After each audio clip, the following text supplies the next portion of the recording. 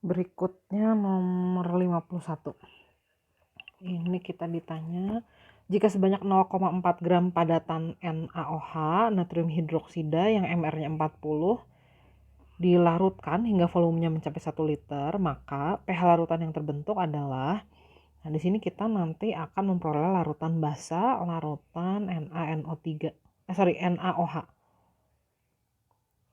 Nah, larutan NaOH ini kalau dilarutkan dalam air akan terurai seluruhnya menjadi ion natrium dan ion hidroksida karena ini adalah larutan basa kuat. Larutannya kalau kita hitung konsentrasinya berarti di sini natrium hidroksidanya 0,4 gram, MR-nya 40, berarti jumlah molnya 0,4 per 40, volumenya 1 liter. Jadi konsentrasi NaOH-nya adalah 0,01 molar. Nah, karena seluruhnya terurai berarti nanti seluruh NaOH terurai menjadi Na+ dan ion OH-. Jadi kalau mula-mula ada 0,01 molar NaOH, nanti yang bereaksi seluruhnya berubah menjadi ion natrium dan ion hidroksida. Jadi nanti tidak ada lagi NaOH, udah habis, nggak ada sisanya. Ada 0,01 molar Na dan 0,01 molar ion hidroksida. Nah, kalau kita mau menghitung pH berarti kita harus menghitung dulu pOH-nya ya. pOH min log OH minnya jadi 2, pH-nya 12. Nomor 52, ini kita ditanya mana pasangan senyawa dan kegunaan yang tepat. Di sini ada natrium benzoat. Natrium benzoat ini memang kegunaannya untuk mengawetkan makanan dan minuman. Litium karbonat fungsinya adalah untuk membuat peralatan gelas dan keramik. Kalium nitrat kegunaannya adalah untuk bahan mesiu. Jadi tiga-tiganya benar. Nomor 53, elektrolisis larutan kalium klorida menggunakan elektrode grafit dengan arus 0,1 Faraday akan menghasilkan gas sebanyak. Nah, ini di sini ada elektrolisis menggunakan elektrode grafit, elektrodenya inert. Yang dielektrolisisnya adalah larutan kalium klorida. Reaksi yang terjadi di katodenya karena tergantung dari kation. Kationnya ion kalium. Ion kalium ini golongan 1A, ion logam golongan 1A. Sulit mengalami reduksi. Potensial reduksinya lebih kecil dari air karena ini larutan, ada airnya. Jadi nanti yang dihasilkan di katodenya adalah gas hidrogen. Ada gelembung gas nanti di situ. Reaksi di anodenya, karena elektrodenya inert, kita lihat anionnya. Anionnya tidak beroksigen, jadi anionnya mengalami oksidasi.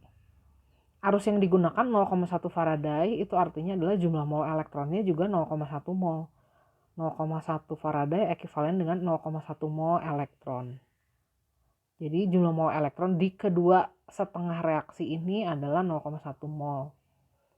Nah, nanti di anode itu juga ada gas Cl2. Kalau kita hitung jumlah mol H2 di katode itu adalah 0,05 mol. Jumlah mol gas klorin di anode juga 0,05 mol. Jadi total di sini ada gas yang jumlahnya 0,5 ditambah 0,05 mol. Totalnya 0,1 mol. Pada keadaan STP jumlah mol gas suhu 0 derajat Celcius atau 273 Kelvin, tekanan 1 atmosfer. Jadi jumlah mol gasnya 0,1, volumenya 0,1 dikali 22,4 liter. Jadi jawabannya 2,24 liter. Nomor 54, di sini diberitahu ada potensial 2 sel. Nah, reaksi yang pertama itu adalah reaksi oksidasi tembaga dan reduksi kalium. Reaksi ini potensial reduksinya negatif. Nah, jadi seandainya kita balik, kalau reaksi ini kita jadikan reaksi reduksi tembaga dan oksidasi kalium, maka nilai N0-nya akan bertanda positif. Jadi saya taruh kaliumnya lebih kiri dibandingkan tembaga, karena saya membalik reaksinya.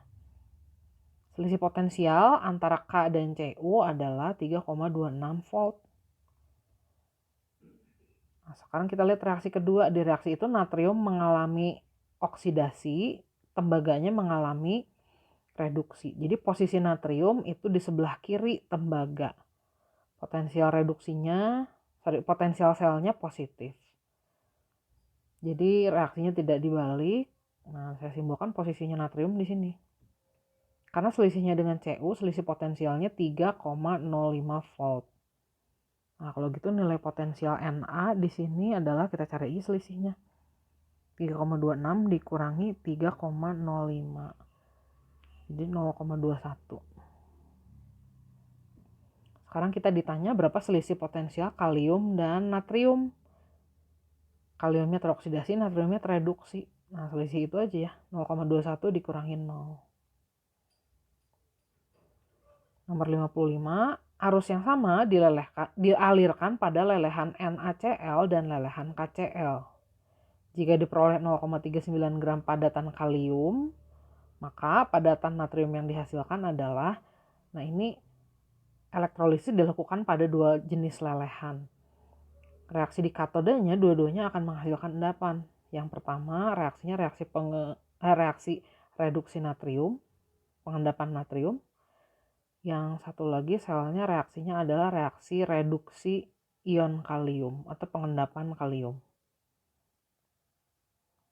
Nah, karena arusnya sama berarti jumlah mol elektronnya sama. Kalau kita hitung di sini jumlah kalium yang dihasilkan 0,39 gram, AR-nya kalium, massa atom relatifnya 39.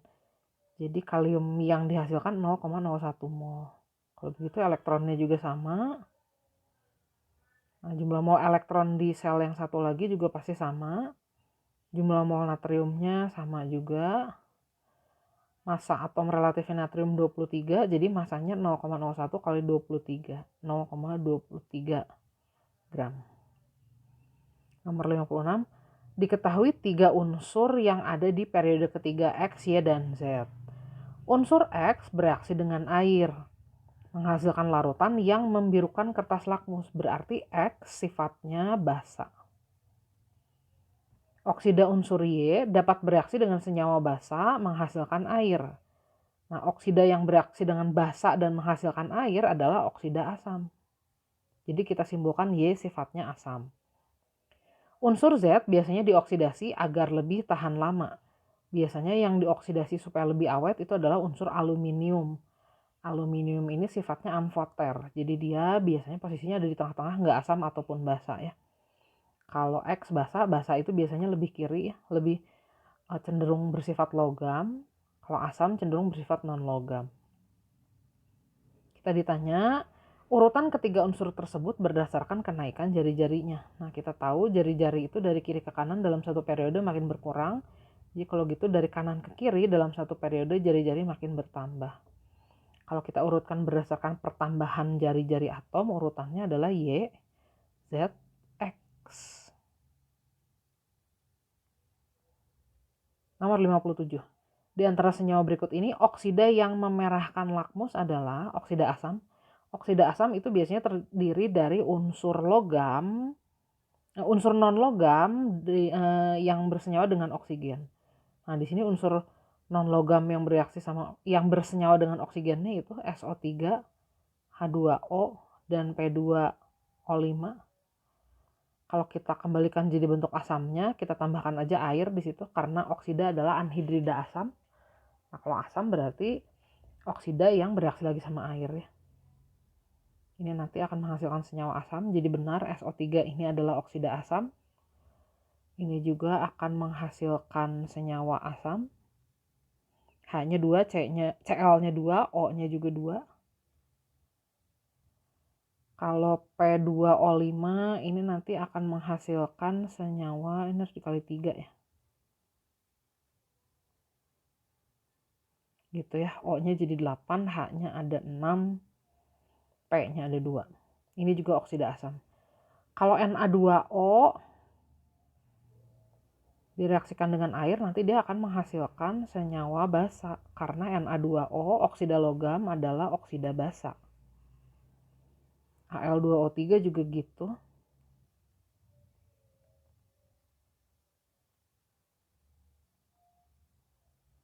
Jadi kalau direaksikan dengan air akan menghasilkan senyawa basa. MgO juga.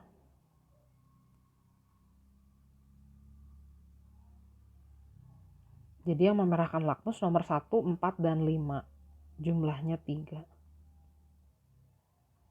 Nomor 58. Tawas digunakan dalam proses pengolahan air bersih dengan memanfaatkan sifat koloid koagulasi. Jika sebanyak 7,74 gram tawas dilarutkan dalam air dan seluruh air diuapkan, maka tersisa 3,42 gram senyawa aluminium sulfat anhidrat.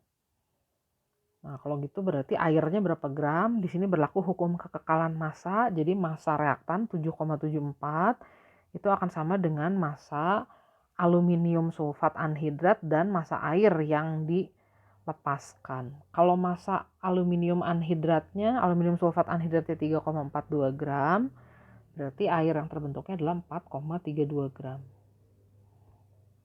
Nah, dari sini kita bisa menghitung dulu berapa jumlah mol aluminium sulfat anhidrat dan jumlah mol air. Caranya massa dibagi MR aja.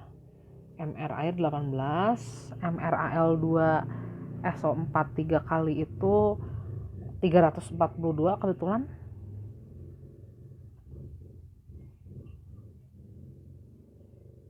Jadi jumlah mol aluminium sulfatnya 0,01 mol, jumlah mol airnya 4,32 dibagi 18, 0,24 mol. Perbandingan koefisien aluminium sulfat, itu koefisiennya 1, dibandingkan dengan koefisien air, X, itu sama dengan perbandingan molnya. Nah, jadi kita dapat X-nya itu adalah 24.